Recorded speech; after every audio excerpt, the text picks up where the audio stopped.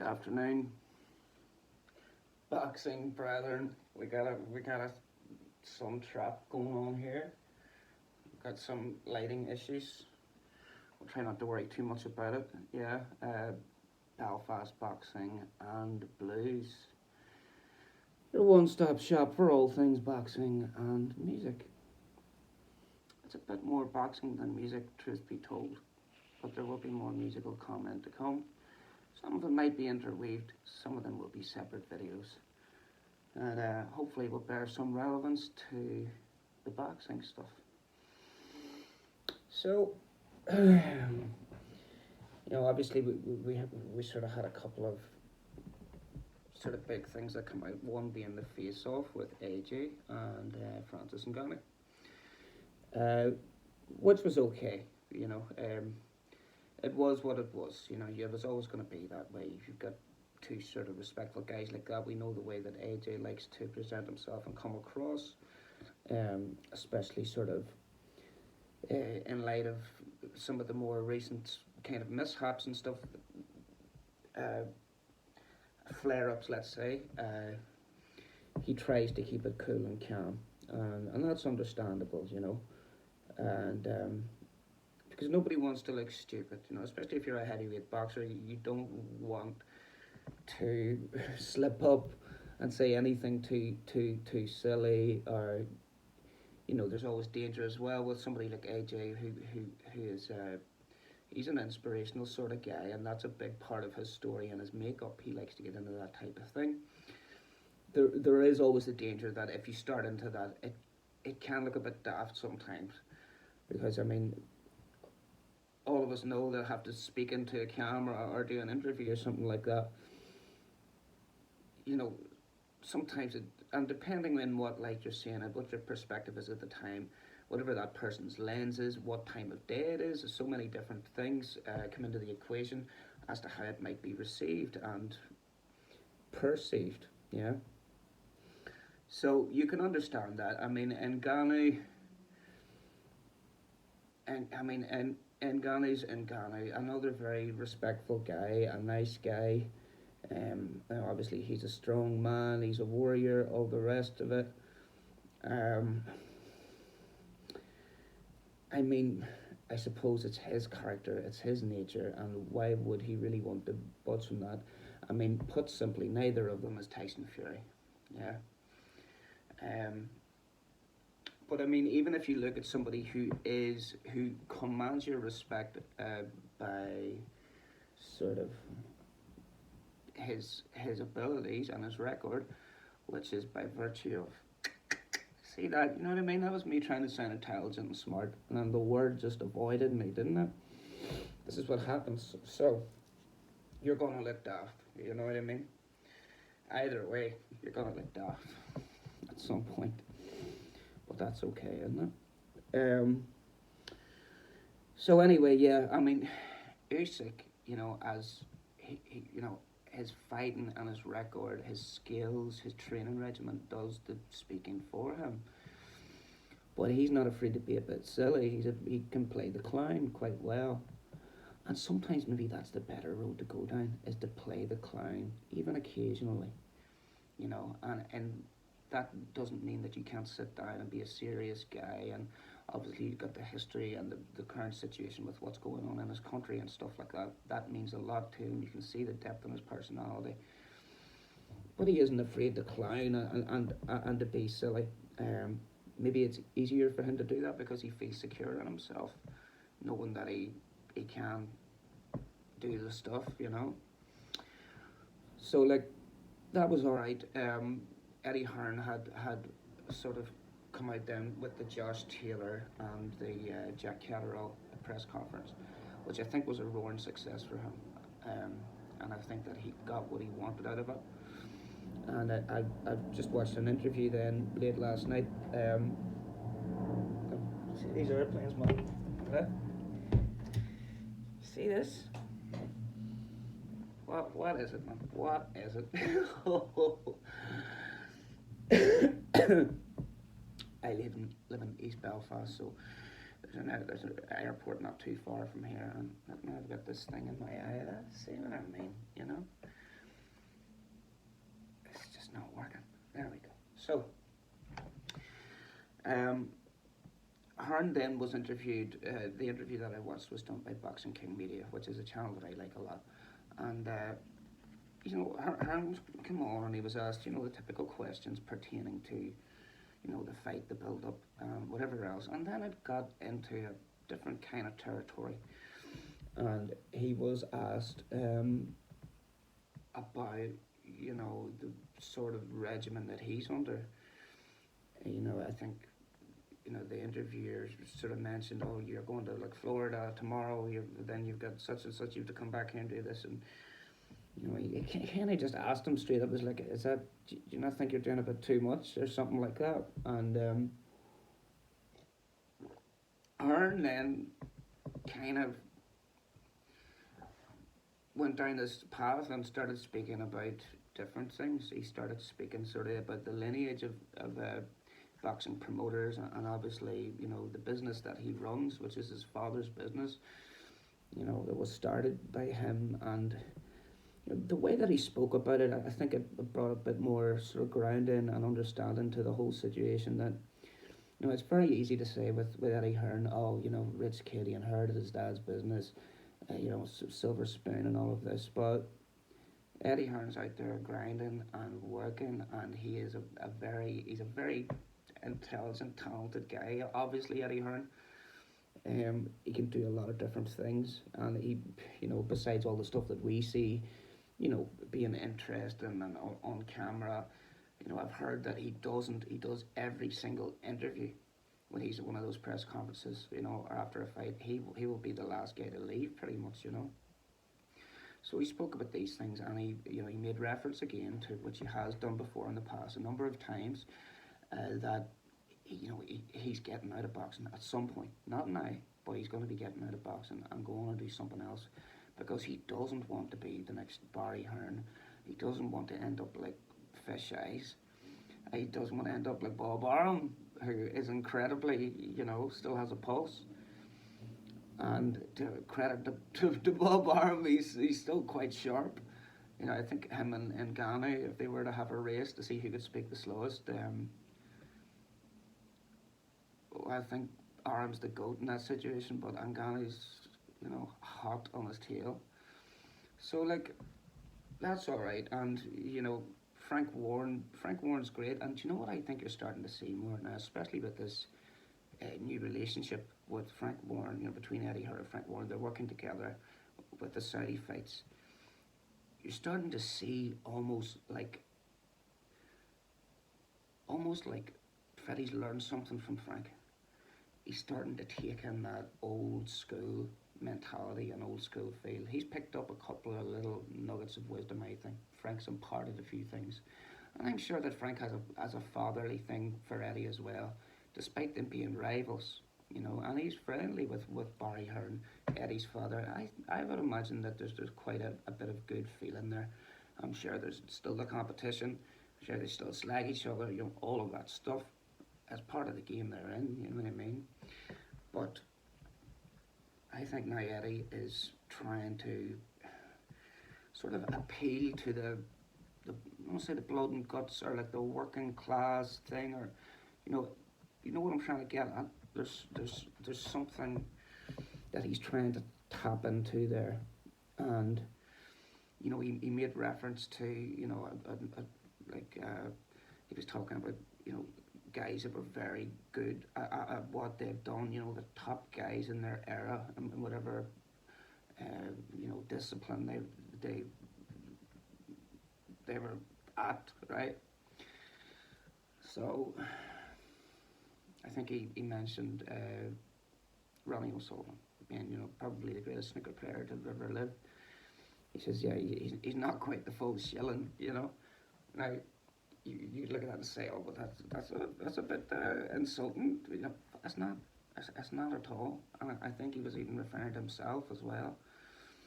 You know what I mean? You have to be a wee bit tapped in order to really perform at a high level. And a lot of the best, most talented people, they might be a few notes short, but that's even harder for somebody like that to get up and be disciplined then and to perform. Um, it's an interesting thing, and like it made me think then of the likes of your Alex Higgins and guys like this who were such characters. Your Alex Higgins, Jordy Best. Guys like this who were characters, who were game changers. And we have had great characters in Britain in boxing, and we continue to. The difference being that we are in a new age, we're in the social media age, so our characters are a bit more fitting with the sort of era that we're in. It's a little bit different. And I think the whole sort of vibe that I got from that press conference and the way that they had come at it was like they were trying to, it was harkening back to that era of somebody like a Higgins. There was an element of danger there, of unpredictability, and he was, that only made it all the more satisfying when you see him win. Yeah, it's the same with Jordy Best and stuff. Obviously, Jordy Best, you know, part of his story's kind of tragic. And the same with Higgins, the same with a lot of these guys. It seems to be a bit of a recurring theme with the with the Northern Irish guys. But you know what it's like over here. We're trained to drink from we're fucking 3 months old. You know what I mean? It's in the culture. You're not an alcoholic. You're just Irish. Get on with it. You know what I mean? But and I'm sure it's the same, in London and all of these different places, and your Glasgow's and your Edinburgh's. By the way, that press conference yesterday was in Edinburgh, not Glasgow, as I had thought. Yeah, should have done my research, shouldn't I? I was too busy chasing the ghost of Sam Jones around the living room.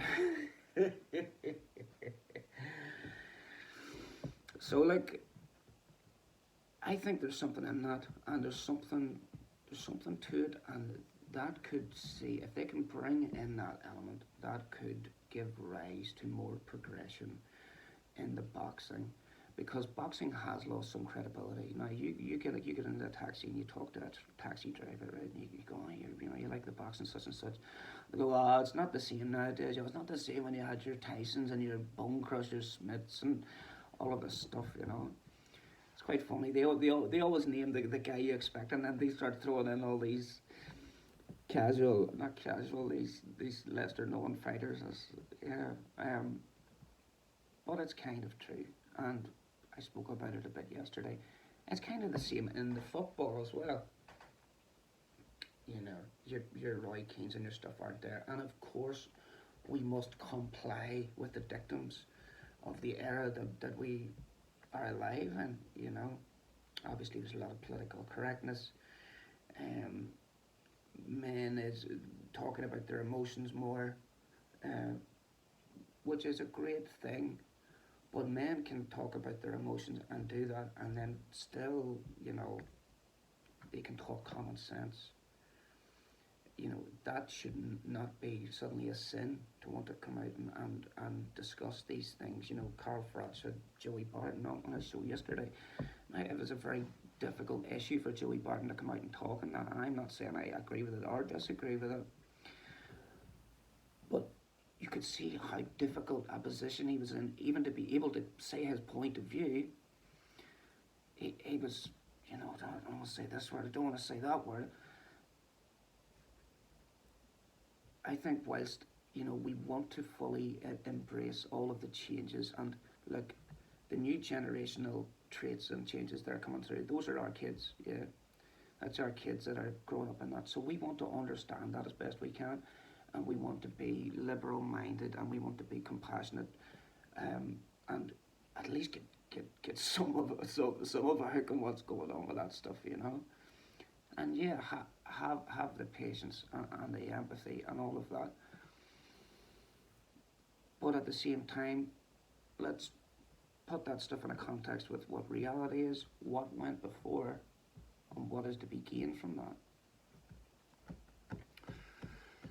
So, like I say, I think there should be a lot of we have to embrace the changes. We have to look at these things like gender politics and stuff, which I can't even pretend to know a lot about. I don't know the details. I don't know the pronouns, this or that. But I'm quite liberal minded, and I'm willing to sit and understand and listen, and okay, this is your story. I'm going to understand that, right? And you know what? There you go. Full respect. Great. I don't quite agree on this point and that point, but respect, and I'll bear that in mind when I'm doing this or doing that. So, I mean, I think a lot of what men now are, and even a lot of women too, and people with very traditional values are throwing their head up because they're thinking these guys are suddenly come in and they can just sort of snatch all the power, kind of in a way, by saying, "Oh, we're the new generation. These are our values, and you're not allowed to say anything about this, because if you say anything negative about this, then you're cancelled. Your career's over." So I think it has to be a little bit of both. You do want to adhere to that stuff to some degree. Try and understand it. At the same time, hold strong to your stuff, but don't. You have to be malleable to a degree as well. You have to go, well, some of my old, this rock of values that is, hardened with experience, and your own further understanding as you age and stuff that these young people don't have. We get a perspective that they don't have yet, but they also have a perspective that we aren't quite privy to. We've got to play ball. We've got to play ball with that stuff, and then hopefully reach a compromise and get an outcome that we can be a little more satisfied with. So I think respect then being the foundation and the basis.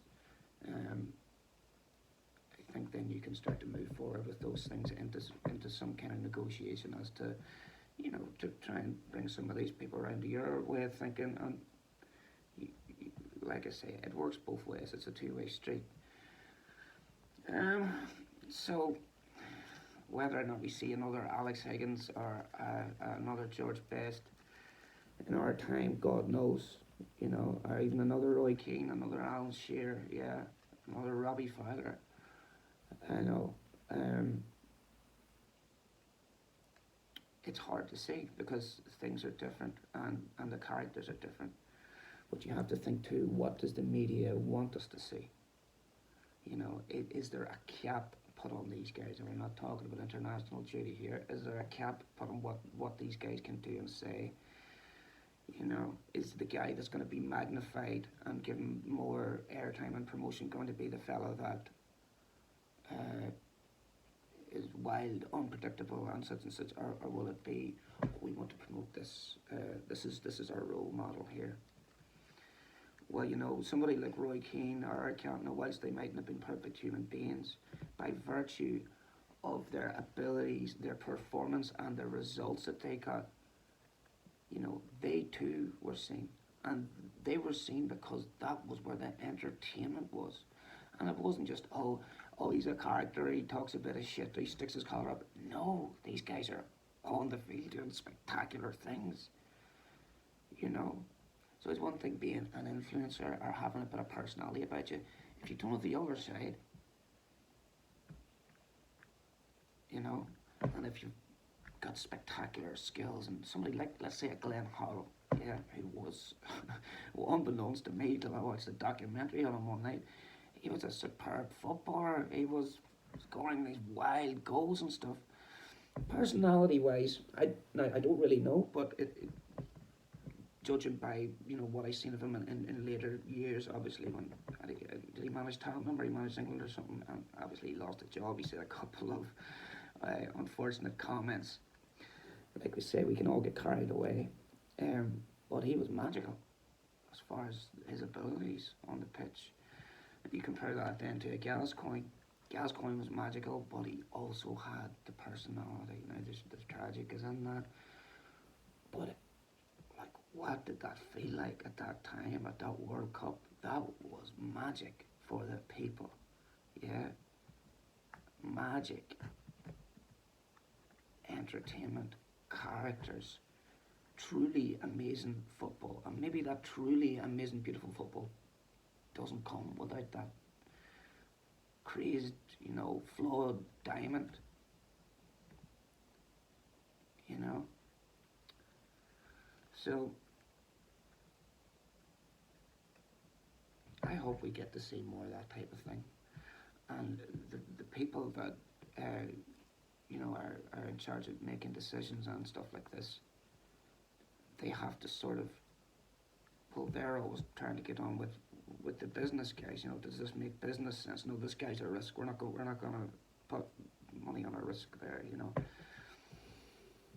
Again, let's look at the truly magical periods. Not only did it make amazing business sense for everybody involved, merchandise, pop songs, number one songs on the radio, it was mania. Everybody in the country was having an absolute ball. Yeah, the papers were going crazy. More interviews, more exposure. Yeah. Now you might think to yourself, well, how does one engineer such a thing? You can't just go in and sit, draw up a chart and say, well, this. It kind of has to be fostered, I would think. It's maybe just something for us as boxing fans and for people who really care about boxing and football and sport and just the culture. People who just care about the culture and our, where we live. We want to see great times for everybody and stuff we can look back to and stuff our kids can look back to and say, fuck, do you remember 96? Jesus, man, do you mind that? That's what life's made of, isn't it? Yeah. And we can get a little buzz off those moments, a little bit of nostalgia. Yeah, that's where the conversations come from and stuff. And of course, the modern guys, we slag them out. Oh, he's fucking doing this, isn't he? Playing around with the missus and such and such. And, he's on the sniff. He's on the bag, isn't he? He's on the bag. But I would like to see more of that. This could all be rose-tinted glasses. It could be a deluded Northern Irish idiot.